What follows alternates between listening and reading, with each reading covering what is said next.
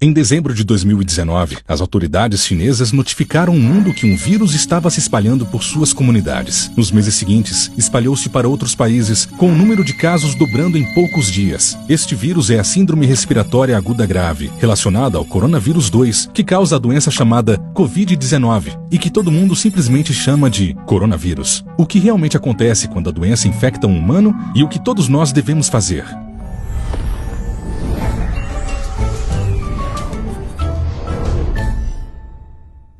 Um vírus é apenas uma cápsula em torno de um material genético e algumas proteínas, podendo-se argumentar não se tratar nem mesmo de uma coisa viva. Ele só pode se reproduzir entrando em uma célula viva. O corona pode se espalhar através de superfícies, mas ainda é incerto quanto tempo pode sobreviver nelas. Parece que sua principal maneira de se espalhar é por gotículas, quando as pessoas tossem ou se você tocar em alguém que está doente e depois tocar seu rosto ou esfregar seus olhos ou nariz. O vírus começa sua jornada aqui e depois pega uma carona para regiões ainda mais profundas no corpo. Seu destino pode ser os intestinos, o baço ou os pulmões, onde pode ter o efeito mais dramático. Mas apenas alguns coronavírus podem causar uma situação bastante dramática. Os pulmões estão revestidos com bilhões de células epiteliais. Estas são as células de fronteira do seu corpo que revestem seus órgãos e mucosas, esperando para serem infectados. O corona se conecta a um receptor específico nas membranas de suas vítimas para injetar seu material genético. A célula, ignorante do que está acontecendo, executa as novas instruções, que são bem simples: copiar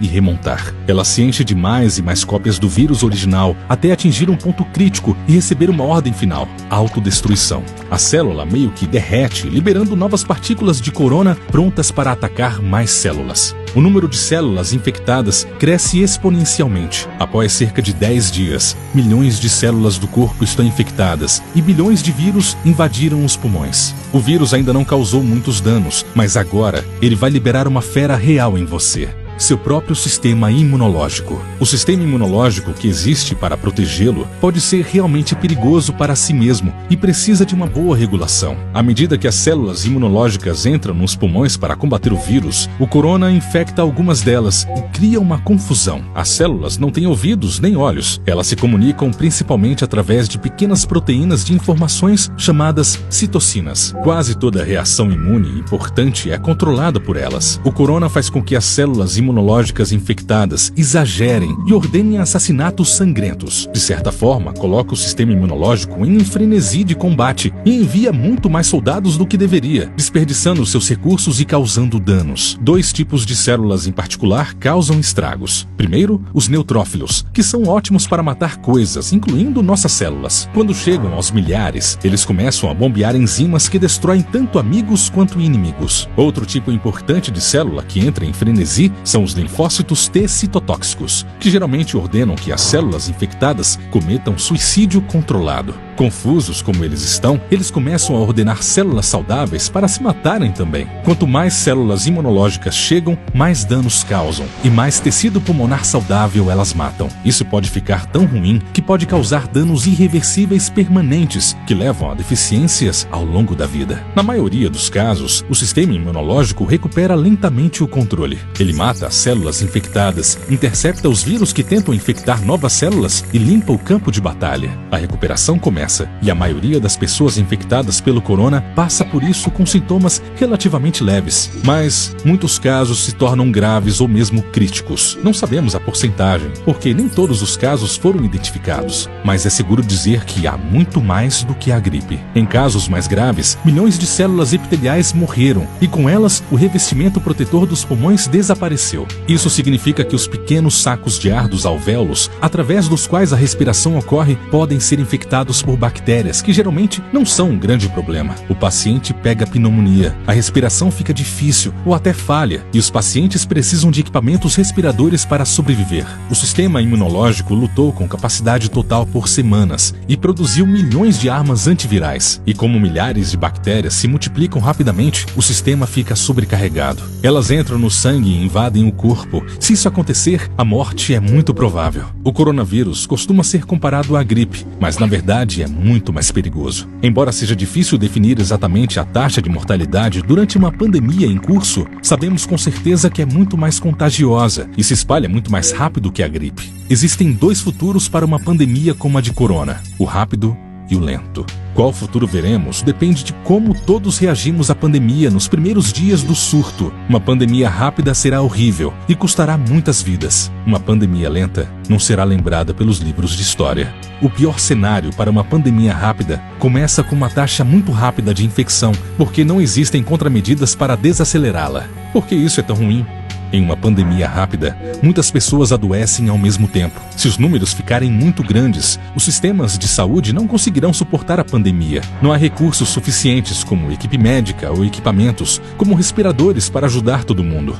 As pessoas vão morrer sem tratamento. À medida que mais profissionais de saúde adoecem, a capacidade dos sistemas de saúde cai ainda mais. Se esse for o caso, decisões horríveis deverão ser tomadas sobre quem viverá e quem não viverá. O número de mortes aumenta significativamente em um cenário como esse. Para evitar isso, o mundo, ou seja, todos nós, precisamos fazer o possível para transformar isso em uma pandemia lenta. Uma pandemia desacelerada pelas respostas certas, especialmente na fase inicial, para que todos que adoecem possam receber tratamento e não haja pontos de crise com hospitais sobrecarregados. Como não temos uma vacina para o corona, temos que projetar socialmente nosso comportamento para agirmos como uma vacina social. Isso significa simplesmente duas coisas: não ficar infectado e não infectar os outros.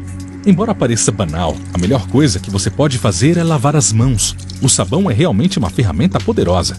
O coronavírus está envolto no que é basicamente uma camada de gordura. O sabão quebra essa gordura e o deixa incapaz de te infectar. O sabão também deixa suas mãos escorregadias e com os movimentos mecânicos da lavagem, os vírus são levados embora. Para fazer isso, lave bem as mãos, como se você tivesse acabado de tocar em algumas pimentas e quisesse colocar suas lentes de contato em seguida. O próximo passo é o distanciamento social, o que não é uma experiência agradável, mas uma coisa boa a se fazer. Isso significa sem abraços e sem apertos de mão. Se for possível ficar em casa, fique, para proteger aqueles que precisam estar fora de casa para que a sociedade funcione. De médicos a caixas ou policiais, você depende de todos eles, e eles dependem que você não fique doente. Em um nível maior, existe a quarentena, o que pode significar coisas diferentes, desde restrição de viagens ou pedidos governamentais para ficar em casa. Quarentenas não são boas experiências e certamente não são populares, mas elas garantem a nós, e especialmente aos pesquisadores trabalhando em medicação e vacinação, mais tempo crucial. Portanto, se você for colocado em quarentena, deve entender o porquê e respeitá-la. Nada disso é divertido, mas olhando para o bem maior, é um preço realmente pequeno a se pagar. A questão de como as pandemias terminam depende de como elas começam. Se começarem rapidamente com uma subida íngreme, elas terminam mal. Se começarem devagar com uma inclinação não tão íngreme, elas terminam ok. E nos dias de hoje, realmente está tudo em nossas mãos, literalmente e figurativamente.